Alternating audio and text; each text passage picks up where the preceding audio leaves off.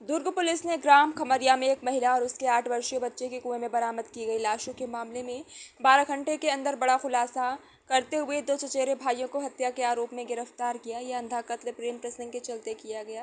ग्राम खमरिया स्थित राधेलाल गायकवाड़ की बाड़ी में कुएं में एक साड़ी में लिपटा हुआ गट्ठा मिला। इससे बदबू आ रही थी। उसे बाहर निकालने पर साड़ी में लिपटी और मिट्टी से भरी प्लास्टिक की बोरी के अंदर करीब 8 से 10 साल के एक अज्ञात बालक का शव मिला।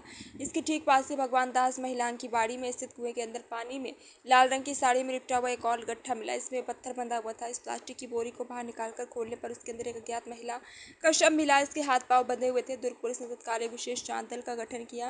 ग्रामवासियों और आसपास के गांव से मृतक और मृतक बालक के संबंध में जानकारी जुटाई। मकबूल की सूचना के आधार पर पता चला कि अज्ञात महिला को छत्रपाल सिंह गौर के साथ 2 बार आते जाते देखा गया। संदेही छत्रपाल सिंह गौर को हिरासत में लेकर पूछताछ करने पर पहले इसने गोलमोल जवाब दिए, लेकिन बाद में उसे सच्चाई उगल दी।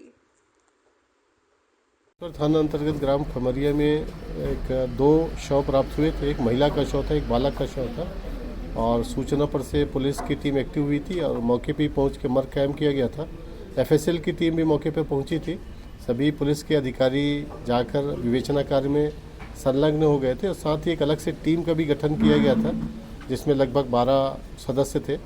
और शुरुआती जांच के दौरान ये ज्ञात हुआ कि दोनों शव के साथ हाथ पैर बंधे हुए हैं, साथ ही उसके साथ पत्थर या मिट्टी भी उसके साथ रखा हुआ है ताकि शव ऊपर ना आ पाए।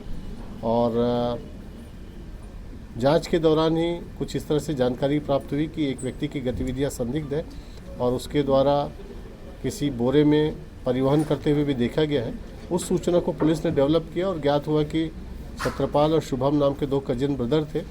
उनका छत्रपाल का संबंध एक महिला से था और वो महिला आना जाना करती थी और उसी महिला से विवादवश छत्रपाल ने ये घटना की थी। और घटना करने के उपरांत क्योंकि उसका बालक भी उस घटना का चश्मदीद साक्षी था, लिहाजा उसको रास्ते से हटाने के लिए उसका भी गला दबाकर हत्या कर दिया गया और साथ ही बोरे में भर के उसको 2 अलग अलग कुओं में डाल दिया गया। सर, ये दोनों आरोपी हैं, दोनों कहाँ के रहने वाले थे? उसी गांव के रहने वाले? दोनों आरोपी ग्राम खमरिया थाना अमलेश्वर के रहने वाले थे। क्या किसी प्रकार का भी फुटेज सामने साक्ष्य में आया?